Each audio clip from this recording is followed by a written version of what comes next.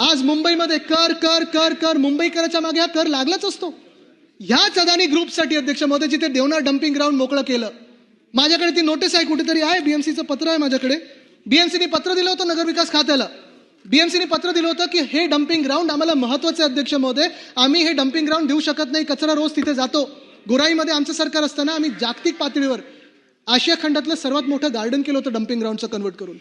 पण आज हे देवनारचं डम्पिंग ग्राउंड कोणाला देत आहेत? तर अदानी ग्रुपला देत आहेत.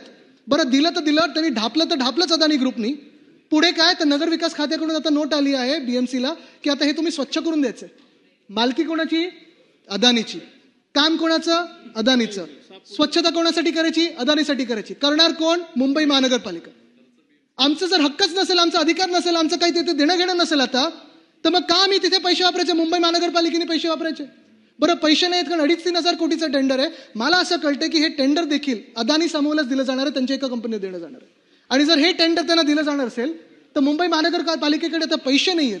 म्हणून एक नवीन कर मुंबईवर लावला जातोय, तो म्हणजे कचरा कर, वेस्ट युजर फी. प्रत्येक महिन्यातून आमच्याकडून पैसे घेतले जाणार. का? तर अदानीची जागा स्वच्छ करण्यासाठी, अदानीचा कचरा स्वच्छ करण्यासाठी. म्हणजे अदानी एका बाजूने सगळं लुटत जाणार, प्रीमियम घेणार, सगळं घेणार, आणि मग कर कोण भरणार? तर मुंबईकर भरणार. तुम्ही आम्ही मुंबईकर आपला कराचा पैसा तिथे वापरला जाणार. ह्याला आम्ही अडाणी टॅक्स बोलतो. ह्याला आम्ही विरोध करणार म्हणजे करणारच.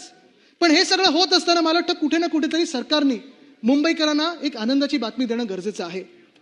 उद्धव साहेबांचं सरकार असताना, मुख्यमंत्री उद्धव साहेब असताना 500 स्क्वेअर फुटापर्यंतची जी घरं होती त्यांना पूर्णपणे प्रॉपर्टी टॅक्स आम्ही माफ करून दाखवला होता. होय, मुंबईसाठी केलं होतं. पण आज आमची मागणी ही आहे की जवळपास प्रत्येक घर आता वाढत चालले. ह्या ज्या अलीकडच्या डेव्हलपमेंट आहेत, बीडीजी आमच्या वेळी झाली, बीडीडी सारखं करा ना धारावीचं डेव्हलपमेंट. आमचा विरोध नाहीये. म्हाडाला पैसे येतील, एसआरएला पैसे येतील, कॉन्ट्रॅक्टर नेमा आणि करा धारावीचं डेव्हलपमेंट, किंवा त्यांना प्रीमियम भरायला लावा, त्यांना जे जागा घेतात त्याच्यासाठी पैसे भरायला लावा सरकारला. पण आमची मागणी ही आहे की मुंबईमध्ये 750 स्क्वेअर फुटापर्यंत जी घरं आहेत त्यांना तुम्ही प्रॉपर्टी टॅक्स माफ केलाच पाहिजे. ही आमची मागणी आहे.